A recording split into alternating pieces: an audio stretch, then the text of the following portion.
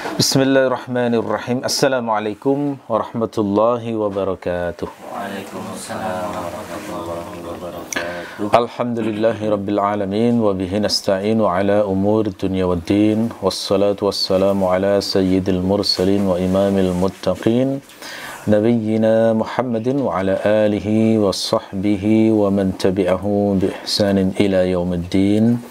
Allahumma inna nas'aluka ilman nafi'a wa rizqan tayyiba wa amalan mutaqabbala. Rabbana zidna ilma warzuqna fahma waj'alna minas salihin. Amma ba'du. Saudaraku sekalian rahimakumullah, alhamdulillah kita bisa melanjutkan tafsir Al-Qur'an. Kita hari ini akan membahas surah Ad-Duha ayat ke-6 hingga ke-8. Kita baca bersama-sama. A'udzu billahi minasy syaithanir rajim.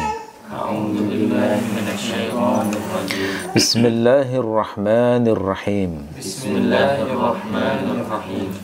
Alam yajidka yatiman fa'awa Alam yajidka yatiman fa'awa wa wajadaka dhallan fahada wa wajadaka dhallan fahada wa wajadaka 'ailan fa'aghna wa wajadaka 'ailan fa'aghna. Ya. Kita hubungkan dengan ayat-ayat sebelumnya. Jadi ayat sebelumnya itu pada intinya adalah Allah menghibur Rasulullah yang sedih, yang merasa khawatir ditinggal oleh Allah, khawatir dibenci oleh Allah.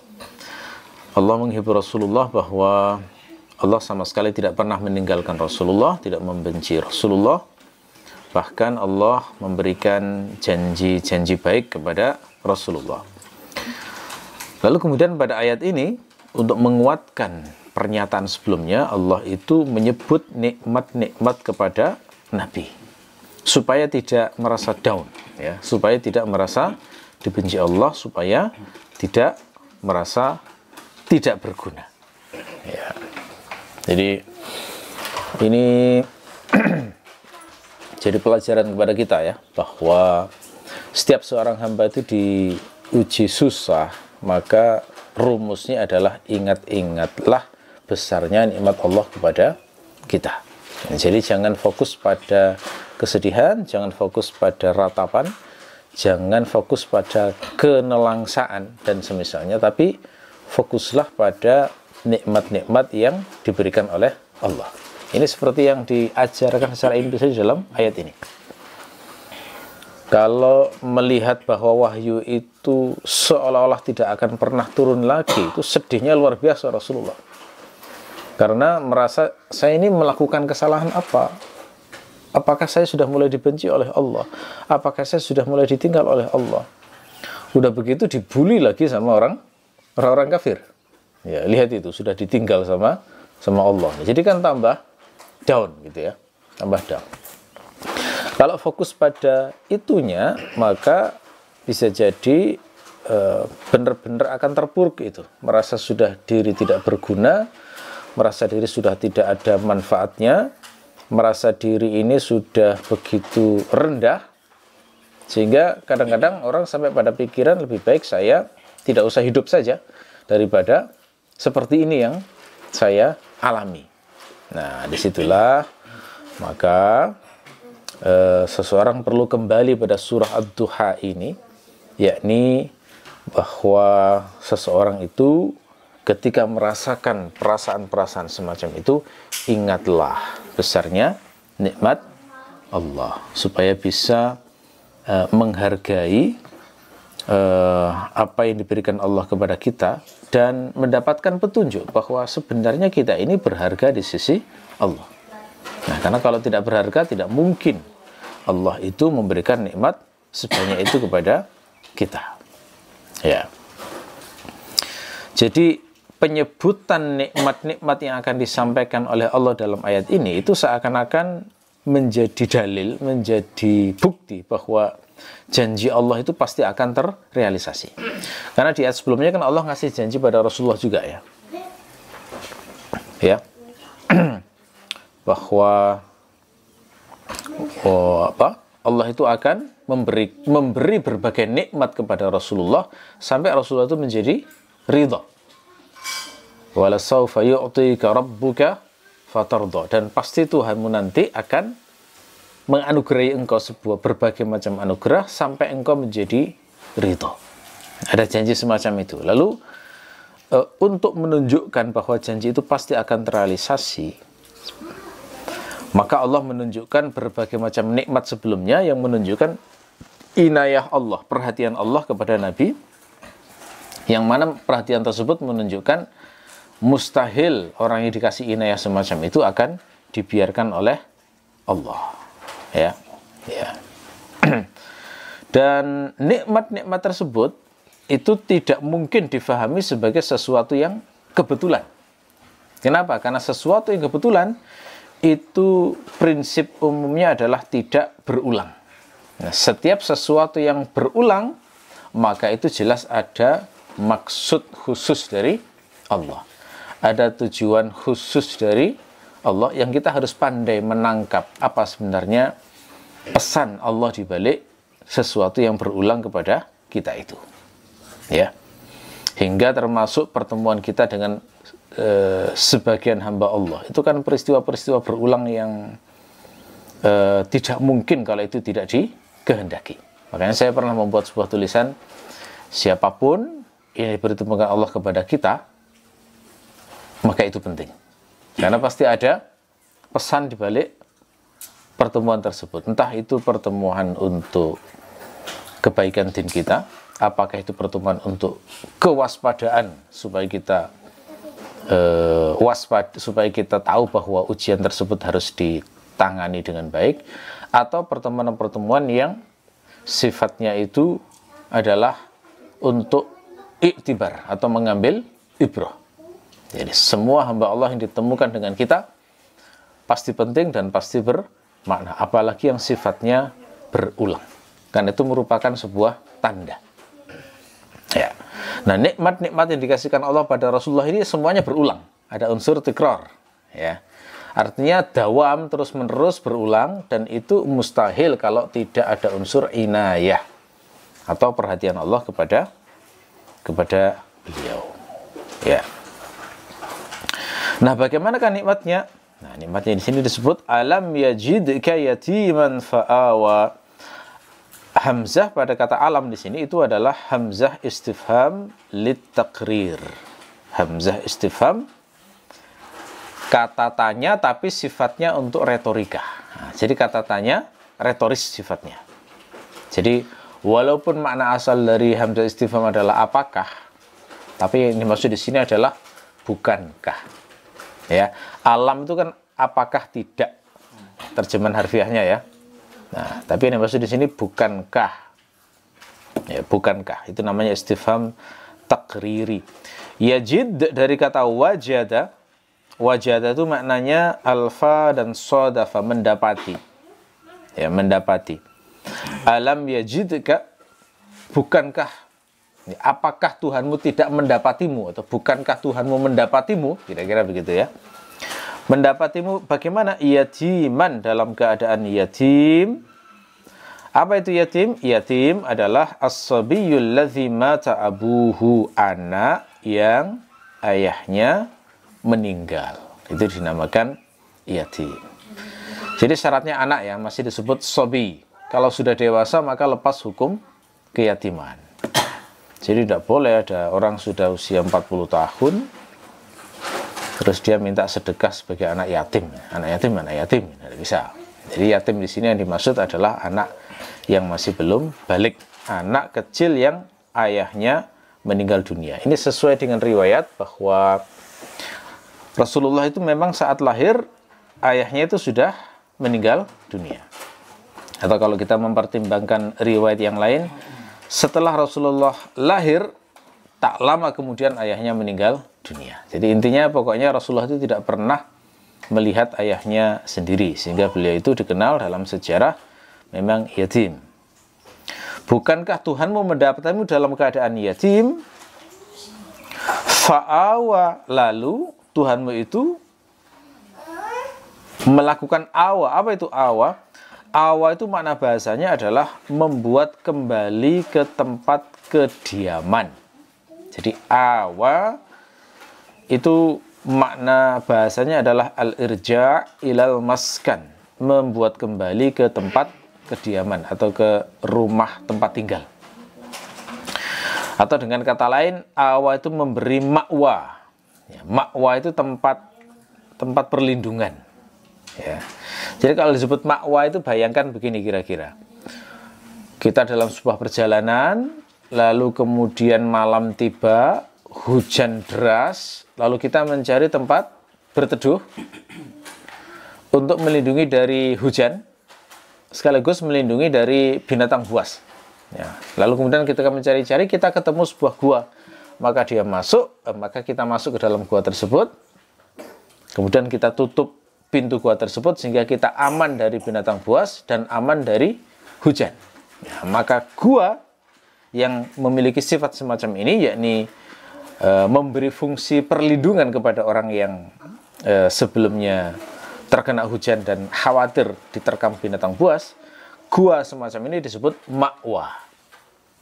Ya, jadi awa itu seakan-akan menjadikan seseorang ke sebuah tempat yang nyaman yang sebelumnya dalam kondisi ketakutan atau dalam kondisi bahaya atau dalam kondisi sedang membutuhkan perlindungan. Nah, itu konotasi atau makna yang ada pada kata awa. Nah, karena makna semacam inilah kadang-kadang diterjemahkan secara singkat, ya, awa itu diterjemahkan mengasuh dan mencukupi. Nah, itu sebenarnya makna majasinya. Jadi Rasulullah itu oleh Allah setelah sebelumnya yatim, seakan-akan dia nggak punya pelindung.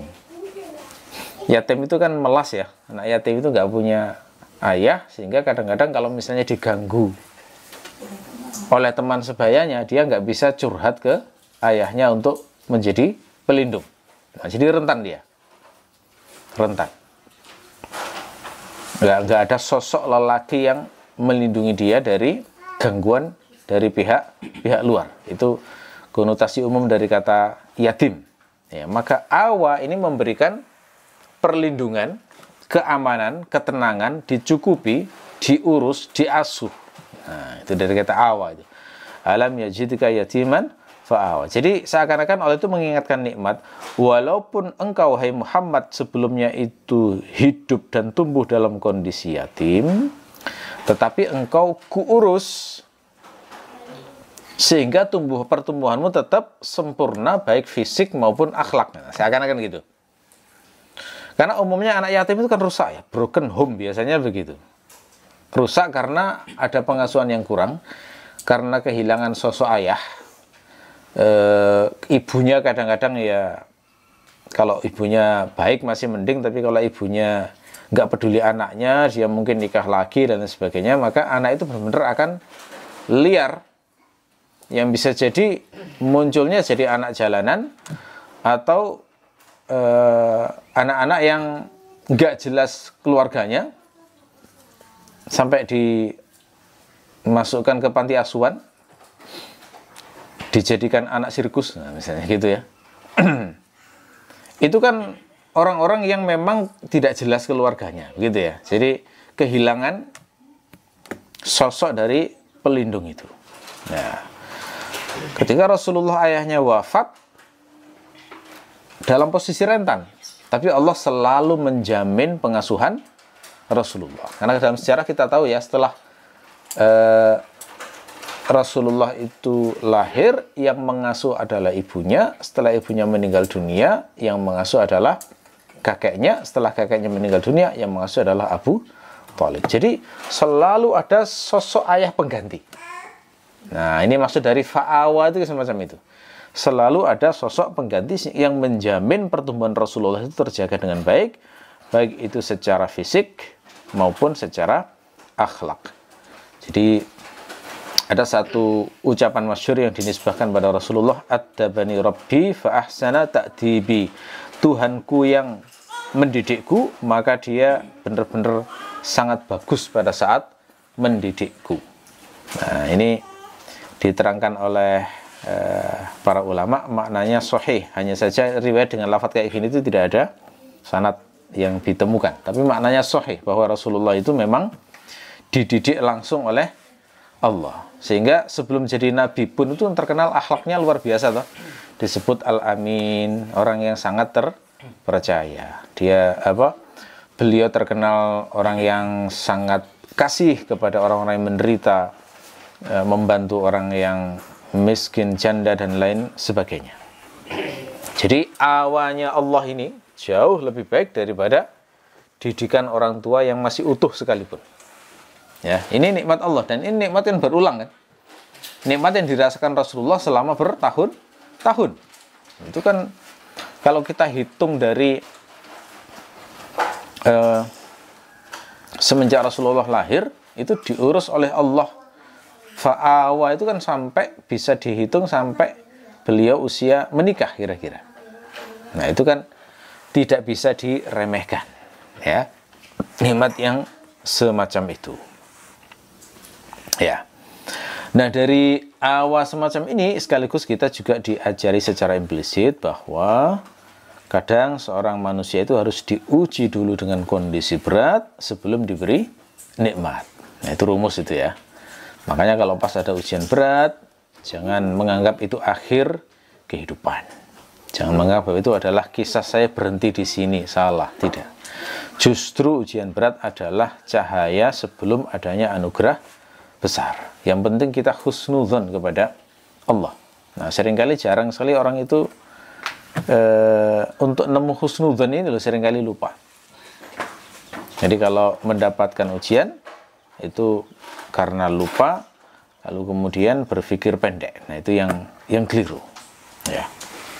Nah, hanya saja nikmat yang dimaksud di sini tentu saja bukan nikmat hakiki, tapi yang dimaksud adalah nikmat dalam konteks tetap ujian. Karena tidak ada nikmat hakiki di dunia ini. Semua apapun yang sifatnya menyenangkan pasti Allah menyelipkan kesusahan di dalamnya. Ya, sampai kita makan makanan enak sekalipun kan masih ada keseleknya, masih ada mualnya kadang kalau terlalu kenyang ya. Nah, jadi tidak ada nikmat yang benar-benar full 100% nikmat di dunia ini. Semuanya pasti disisipkan kesusahan, disisipkan kesedihan, disesapkan hal-hal yang supaya kita ingat bahwa ini hanya ujian. Ya, bahwa ini bukan kenikmatan yang hakiki. Kemudian Allah melanjutkan nikmat berikutnya, wa wajadaka dhallan fahada. Ya, wawu pada kata wa wajadaka itu adalah wawu ataf. Wajada sama seperti sebelumnya mendapati, dan Tuhanmu mendapatimu dhallan. Ya, dhallan di situ posisinya sebagai hal. Makna bahasa dhal itu apa? Makna bahasa dhal adalah tidak tertunjuki pada jalan yang mengantarkan pada tempat tujuan. Ya, kata Ibnu Asyur dalam tafsirnya, ad-dhalal itu maknanya adamul ihtida' ila tariqil musili ila makanin maqsud. Tidak tertunjuki pada jalan yang mengantarkan pada tempat tujuan. Jadi kayak misalnya kita ingin ke sebuah tempat, kita diberitahu, oh di sana ada tempat yang bagus, tempat wisata yang bagus, namanya X misalnya. Lalu kemudian kita ingin pergi ke sana, tapi kita tidak tahu rutenya. Nah, yang semacam ini secara bahasa disebut sebagai dhal. Tidak tertunjuki pada jalan yang mengantarkan pada tempat yang dimaksud. Dan tidak tertunjuki ini ada dua macam. Jenis yang pertama adalah menempuh sebuah jalan tapi keliru. Jadi menempuh sebuah rute tapi tidak mengantarkan pada tempat tujuan. Maunya ke pantai Balikambang misalnya, tapi ternyata yang ditempuh jalannya menuju ke Cangar misalnya. Itu tidak tertunjuki, itu jenis yang pertama semacam ini. Sudah menempuh jalan tapi keliru jalan. Jenis yang kedua adalah diam dan bingung. Ya, jadi mau ke sana tapi nggak tahu dan tidak menempuh jalan, jadi masih bingung ini kemana ini, belum menempuh sebuah jalan, belum mengikuti sebuah rute. Nah, yang dimaksud dolan pada ayat ini itu adalah jenis yang kedua. Ya, yang bingung. Artinya Rasulullah sebelum diutus sebagai nabi, Rasulullah itu tahu bahwa kaumnya dalam kebatilan. Tapi beliau masih bingung yang benar bagaimana itu, tidak tahu, gitu ya. Itu maksud dolan yang dimaksud di sini seperti itu. Jadi jangan dibayangkan Rasulullah mengikuti sebuah jalan sesat, enggak. Ini harus bisa dipahami makna semacam ini supaya tidak keliru dalam menerjemahkan. Karena dol itu makna bahasanya kan biasanya sering diterjemahkan sesat, lah. Ya. Nah, ini jadi beliau itu dengan inayah Allah, dengan perhatian Allah, maka Rasulullah itu sejak kecil itu sudah dibuat benci oleh Allah dengan dinnya jahiliyah. Jadi beliau itu benci dengan penyembahan berhala. Beliau itu benci dengan kebiasaan suka mengubur bayi perempuan hidup-hidup. Beliau itu benci dengan penindasan-penindasan yang dilakukan oleh orang yang berkuasa. Cuma beliau sendiri bingung, yang diikuti ini yang mana seharusnya? Apa yang harus saya lakukan? Nah, itu beliau masih belum tahu sebelum diangkat menjadi nabi itu. Ya, jadi bisa kita katakan bahwa reputasi Rasulullah sebelum diutus menjadi nabi itu sudah baik, sudah sempurna istilahnya ya. Makanya saat Rasulullah berdakwah itu ketika orang menentang, nggak pernah ada yang menyebut masa lalu Rasulullah, nggak ada. Kan biasanya sekarang ya, kalau misalnya ada orang yang ngasih nasihat, berdakwah, atau ngajak orang yang lain kebaikan, seringkali cara menyerangnya adalah dengan mengulik-ulik masa lalunya itu. Cari itu dosanya apa, dicari salahnya apa, kan gitu ya. Ya, jadi menghancurkan karakternya dengan cara menyebut masa lalunya yang dianggap buruk. Nah, ini Rasulullah tuh nggak bisa menemukan kayak begitu. Semua yang memuji Rasulullah itu tahu bahwa Rasulullah itu Al-Amin sebelumnya. Semuanya tahu bahwa Rasulullah itu adalah orang yang sangat jujur, tidak pernah berkata dusta. Semuanya tahu bahwa Rasulullah itu punya sejarah bagus saat menyelesaikan kasus perselisihan yang hendak membuat orang-orang Quraisy itu berperang. Ya kan? Kebijaksanaannya itu dikenal. Beliau juga dikenal sebagai orang terhormat, keturunan Abdul Muttalib, suaminya Khadijah, seorang wanita kaya yang terkenal dengan sebutan At-Tahirah. Pokoknya tidak ada satupun peristiwa di masa jahiliyah yang membuat orang itu bisa mencela perbuatan Rasulullah di masa lalu. Amanahnya luar biasa. Dititipi barang itu tidak pernah barangnya itu hilang, rusak dan lain sebagainya. Jadi semuanya dikembalikan sesuai dengan kondisi awalnya. Ya, ada beberapa ayat dalam Al-Quran yang menunjukkan reputasi luar biasa Rasulullah sebelum diangkat menjadi nabi. Misalnya di surat Yunus ayat 16, faqad labistu fikum umuran min qablihi afala taqilun. Saya ini sudah tinggal di tengah-tengah kalian selama waktu umur tertentu sebelum ini, apakah kalian tidak berpikir? Gitu loh. Kalau memang aku seorang pendusta, kalau aku memang punya reputasi buruk, kalian kan sudah mengenal saya sebelum ini. Ya. Ini kan kalimat yang tidak semua dai bisa mengucapkan ya. Karena ada dai di masa lalu yang juga perbuatannya tidak baik misalnya. Ada yang mantan pecandu narkoba misalnya, tapi terus jadi dai kan mungkin ya, dan itu enggak. Ada yang sebelumnya penyembah selain Allah, kemudian setelah itu bertobat, kemudian masuk Islam, kan begitu. Nah, ini kalau Rasulullah bahkan di masa jahiliyah pun tidak pernah sujud kepada satu berhala sekalipun, tidak pernah membuat akhlak yang buruk, ya, sehingga sampai berani mengatakan semacam ini. Di surat Al-Mu'minun ayat 69 juga demikian. Am lam ya'rifu rasulahum fahum lahu munkirun. Apakah mereka orang-orang kafir itu tidak mengenal Rasul mereka? Jadi ini seakan-akan ada isyarat bahwa semua kaum yang didakwai Rasul itu sebenarnya sebelumnya telah mengenal dengan sangat baik Rasul yang diutus di tengah-tengah mereka. Lalu kemudian mengapa mereka fahum lahum munkirun? nggak kenal kemudian menjadi loh ini orang asing tiba-tiba dakwah ini siapa? Nggak ada yang kayak begitu. Semua Rasul pasti kenal dengan reputasi sebelumnya.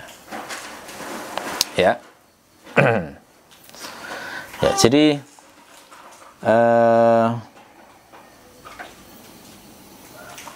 reputasi Rasulullah di masa lalu itu luar biasa, sangat baik, sehingga Rasulullah itu tidak bisa dikatakan di sini ketika disebut dolan di sini itu tidak bisa dikatakan bahwa beliau itu mengikuti din yang batil, enggak. Tapi yang dimaksud adalah beliau tahu kebatilan kaumnya, hanya saja belum diberi petunjuk oleh Allah apa yang harus dilakukan. Setelah itu kemudian disebutkan nikmatnya fahada, lalu Allah memberi petunjuk, artinya baru diajari din Islam, diajari syariat, diajari ilmu yang benar, dan itu adalah ilmu yang luar biasa. Itu adalah nikmat yang luar biasa. Nah, ini isyarat kepada kita semuanya ya. Kalau kita sebelumnya itu tidak mengerti ilmu syariat, kemudian oleh Allah dibuat mengerti ilmu syariat, itu adalah nikmat yang luar biasa. Dan kalau sampai berulang, artinya Allah menghendaki sesuatu pada kita. Jadi kalau setiap saat selalu ditambah ilmunya untuk menambah mengenal Allah, ditambah ilmunya untuk mengenal Rasulullah, ditambah ilmunya untuk semakin mengenal dinnya, itu tandanya Allah memang berkehendak kebaikan kepada kita semuanya. Kalau kita dikasih ilham untuk semangat mempelajari dinnya, dimudahkan untuk mempelajari dinnya, artinya Allah menghendaki kebaikan. Karena rumusnya di hadis kan juga begitu toh. Man yuridillahu bihi khairan yufaqihu fiddin. Siapa yang dikehendaki kebaikan oleh Allah, maka dia akan dibuat faqih dalam agama. Ini jenis husnudzon pada Allah yang luar biasa itu. Jenis husnudzon pada Allah yang luar biasa yang seharusnya malah semakin membuat semangat ya untuk semakin mendalami dinullah. Karena untuk bisa mendapatkan akses mempelajari din pun itu nggak semua hamba dikasih nikmat itu loh ya. Ya perhatikan orang-orang yang sampai hari ini itu nyata hidup, nyata dibuat ada, tapi tidak kenal Islam, kan fakta itu, ya kan? Suku-suku Amazon yang di Amerika itu mereka hidupnya masih primitif, itu tidak kenal Rasulullah, tidak kenal Allah. Nah terus apa fungsinya mereka ada? Fungsinya diantaranya hikmahnya ya untuk melaksanakan janji Allah, wa ma kunna mu'adzibina hatta nab'atsa rasula. Tidaklah aku mengazab suatu kaum melainkan aku utus utusan di tengah-tengah mereka. Itu kan sebuah janji itu, dan janji Allah itu pasti akan terrealisasi. Bagaimana cara Allah merealisasikan janji ini? Di antaranya adalah menciptakan manusia-manusia yang memang petunjuk tidak sampai pada mereka. Ditakdirkan semacam itu. Kan ada tuh. Dan kisah-kisah manusia kayak gitu itu kan juga bukan hanya yang primitif. Bahkan di peradaban modern sekalipun ada orang-orang yang terblokir dengan informasi dakwah Islam. Walaupun sebenarnya di zaman ini sangat mungkin untuk mencari Islam itu. Misalnya di Korea Utara misalnya. Di sana belajar agama kan dibunuh di sana. Nggak boleh ya kan? Kan ada hamba-hamba yang kayak begitu tuh ada. Faktanya di kehidupan itu ada. Nah maka kalau kita termasuk dipilih oleh Allah untuk mengenal dinnya, untuk mengenal syariatnya, bahkan untuk menyebarkan itu, artinya memang ada sesuatu luar biasa yang dikehendaki Allah pada kita, gitu ya. Ya itu nikmat yang diingatkan Allah kepada Rasulullah. Alam yajid wa wajadaka dhallan fahada. Tuhanmu mendapatimu sebelumnya itu enggak mengerti arah, gitu ya. Lalu kemudian mengasih petunjuk. Kapan itu dimulai? Ya ini tentu saja dimulai saat dikasih wahyu yang pertama. Sampai wahyu yang turun dalam surat ini, surat Ad-Duha. Itu jenis petunjuk dari Allah. Ya. Di ayat ini sekaligus memberikan pelajaran implisit yang luar biasa kepada kita. Apa itu? Walaupun hidup itu baik-baik saja, bahagia dengan istri, punya anak yang juga baik-baik, terkenal baik di masyarakat, dicintai masyarakat, dicintai anak dan istri, tidak pernah mengganggu orang, senang membantu sesama, kaya, sejahtera, tidak pernah mabuk, tidak pernah menyembah berhala dan sebagainya. Selama belum dibimbing wahyu, maka dia masih termasuk dhal. Itu pelajaran terpenting juga bagi kita. Makanya jangan kagum dengan orang-orang yang seolah-olah hidupnya baik-baik saja, reputasinya di masyarakat bagus, punya gelar, dipuji-puji, namanya harum dan lain sebagainya. Selama dia belum dibimbing wahyu, maka dia masih disebut Allah dhal. Kan gitu tak? Kisahnya Rasulullah kan begitu tak? Rasulullah sebelum diangkat sebagai nabi itu baik banget reputasinya, al-amin kok. Suka menolong orang fakir miskin, janda dan sebagainya. Beliau seorang suami yang baik, beliau seorang ayah yang baik, seorang keponakan yang baik, penyambung silaturahmi yang juga baik. Tapi kenapa kok masih disebut dhal? Ini kan penting banget untuk melaksanakan, untuk memahami makna ihtidak dan dhalalah, ya kan? Nah, ini menunjukkan bahwa definisi jahiliyah, definisi dhalalah itu ternyata adalah orang yang hidupnya tidak dibimbing wahyu, sebaik apapun reputasinya di tengah masyarakat.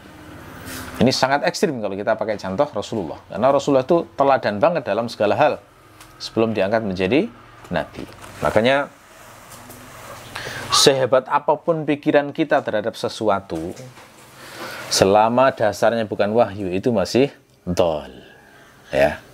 Walaupun kita menemukan sebuah konsep prinsip yang kemudian mengendalikan cara kita membuat keputusan, kayaknya ini yang terbaik, ini yang paling bagus, selama dasarnya bukan wahyu, selama bukan didasarkan pada petunjuk Allah, sesungguhnya itu masih disebut dhal. Dan itu adalah sesuatu yang wajib kita itu berlindung darinya. Sebagaimana sering kita baca dalam surat Al-Fatihah, kita itu berlindung dari jalan hidup orang-orang yang dhalin, walab dhalin. Itu termasuk diantaranya seperti itu. Jadi sekarang kita bisa merasakannya betapa agungnya saat kita meminta ghairil maghdubi alaihim walabdallin. Karena dhalin jangan dibayangkan hanya penyembah Nabi Isa, penyembah berhala, penyembah ini. Enggak. Kadang-kadang orang itu seperti baik-baik saja, nggak pernah nyembah berhala. Dia percaya adanya Tuhan yang satu. Ya. Cuma dia masih bingung, ini gimana ya cara membuat Allah ridho itu bagaimana? Nggak tahu misalnya ya. Kalau dia mati dalam keadaan seperti itu, nggak dapat petunjuk, masih dhal sebenarnya. Ini luar biasanya makna dari bacaan doa iftitah kita. Karena memang ya, isinya Quran itu intinya di Al-Fatihah itu ya. Ya, kita dapat pengertian yang baru supaya kita nanti saat membaca dalam sholat itu lebih bisa menghayati. Alangkah banyaknya hari ini orang-orang itu yang merasa dirinya benar, merasa prinsip hidupnya paling oke, dan bahkan kemudian menyebarkannya di medsos ya. Kalau gua sih begini. Kadang itu dia merasa pede banget bahwa dia itu berada dalam kebenaran gitu. Lalu kemudian menyebarkannya ke orang supaya orang prinsip hidupnya itu diikuti. Padahal itu hasil pengalamannya sendiri, hasil dari renungannya sendiri, yang belum tentu benar, gitu ya. Itu nggak bisa diikuti kayak begitu itu. Dan kasihan orang-orang yang mengambil prinsip hidup dari konten-konten yang semacam itu, merasa benar padahal salah, gitu ya. Wa wajadaka dhallan fahda. Itu beberapa prinsip penting yang bisa kita ambil dari ayat ini. Wa wajadaka 'ailan fa'aghna. Lalu Allah menyebutkan nikmat yang lain, dan Tuhanmu mendapatimu dalam keadaan 'ailan. Apa itu 'ail? 'Ailan bermakna fakir. Fakir, jadi tidak punya harta. Jadi kalau dalam bahasa Arab dikatakan 'alar rajulu ya'ilu 'ailatan idza iftaqara. Seorang laki-laki disebut 'ail adalah idza iftaqara, jika dia kekurangan atau miskin. Di tafsir At-Tahrir wa Tanwir dikatakan wal a'il allazi la mala lahu. A'il adalah orang yang tidak memiliki harta. Jadi Rasulullah itu memang di masa mudanya diuji dengan a'il, diuji dengan kemiskinan. Jadi saat beliau itu berpindah-pindah pengasuhan sampai terakhir ke Abu Thalib, itu hidupnya bukan hidup yang sejahtera gitu, bukan. Kenapa? Karena Abu Thalib itu tidak disebut dalam riwayat sebagai orang yang kaya, enggak. Justru malah cenderung kurang. Nah, makanya Rasulullah itu hidup dalam kekurangan saat bersama Abu Thalib itu. Karena itulah ada riwayat sampai usia 25 tahun Rasulullah itu belum berani menikah. Kenapa? Karena merasa belum bisa membiayai pernikahan itu. Makanya saat ditawari menikah dengan Khadijah itu pertanyaannya kan, "Hai Muhammad, mengapa kamu tidak segera menikah?" Kemudian jawaban Nabi adalah, "Pemuda seperti saya dengan apa saya menikah?" Artinya tidak punya harta untuk menyelenggarakan pernikahan. Berarti ail memang. Kondisinya adalah kurang. Ya, karena itu sungguh menyesatkan ya, sebagian oknum motivator yang mengatakan Rasulullah itu kaya sekali karena saat menikah dengan Khadijah maharnya 25 ekor unta. Itu nggak ngerti dari mana asalnya 25 ekor unta itu. Bukan hartanya Rasulullah itu. Langsung disimpulkan bahwa itu adalah hartanya Rasul. Ini bertentangan dengan ayat ini. Karena ayat ini tegas menyebut Rasulullah itu sebelumnya ail, diuji dengan kemiskinan sampai usia 25 tahun. Lalu Allah menyebut nikmatnya fa'aghna, setelah itu dibuat kaya.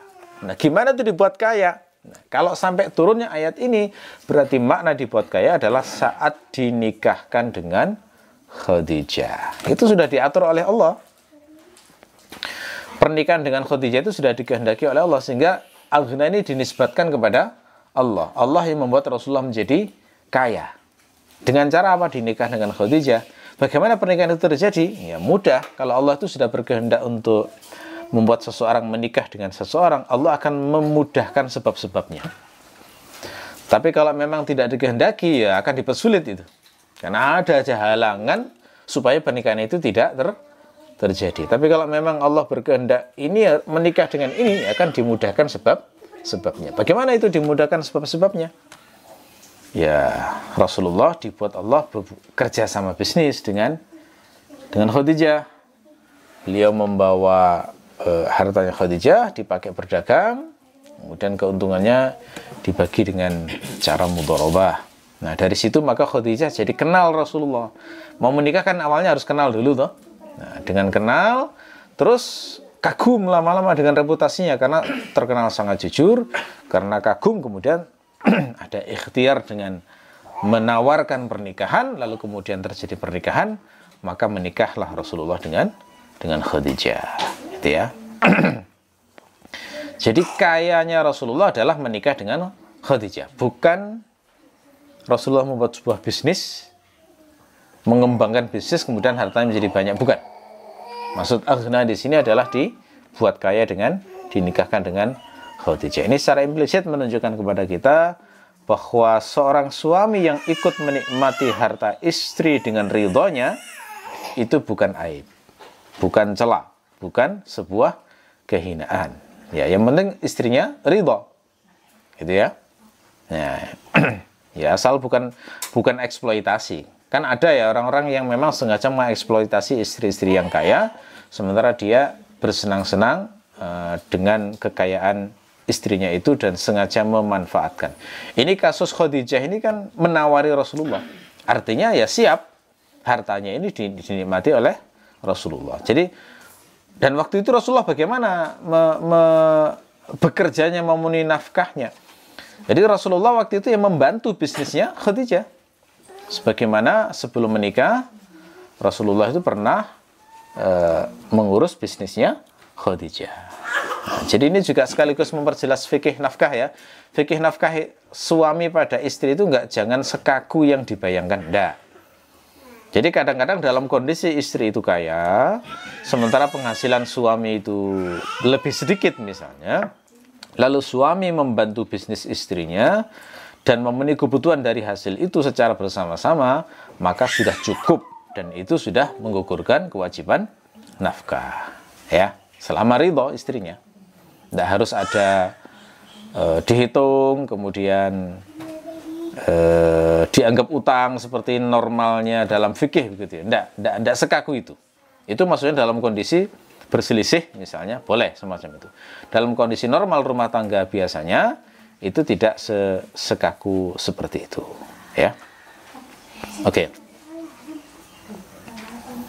Nah, membuat kayak ini di kalangan ulama tafsir itu ditambahkan makna yang kedua, yakni selain kaya harta, Rasulullah juga dibuat kaya hatinya. Ya, dengan cara apa? Yakni dengan diberi sifat qanaah.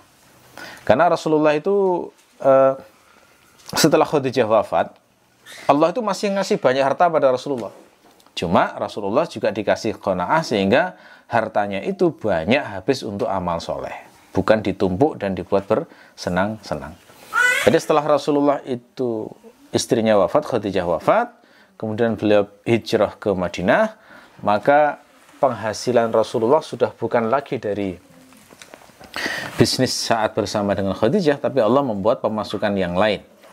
Dengan apa itu? Yakni dengan ghanimah. Nah, disitulah Rasulullah memiliki penghasilan yang sangat banyak, yang sekarang mungkin nilainya miliaran. Nah, tetapi cara Rasulullah dalam mengelola harta itu tidak dihabiskan semuanya untuk kebutuhan, tetapi beliau gunakan untuk memenuhi kewajibannya dalam menafkahi, lalu kemudian sisanya langsung dibagi-bagi kepada orang-orang yang membutuhkan, ya. Oke. Baik, saya kira itu mungkin yang bisa saya sampaikan dalam tafsir kali ini. Mudah-mudahan bermanfaat. Kita akhiri, subhanakallahumma wa bihamdika asyhadu an la ilaha illa anta astaghfiruka wa atubu ilaik. Assalamualaikum warahmatullahi wabarakatuh.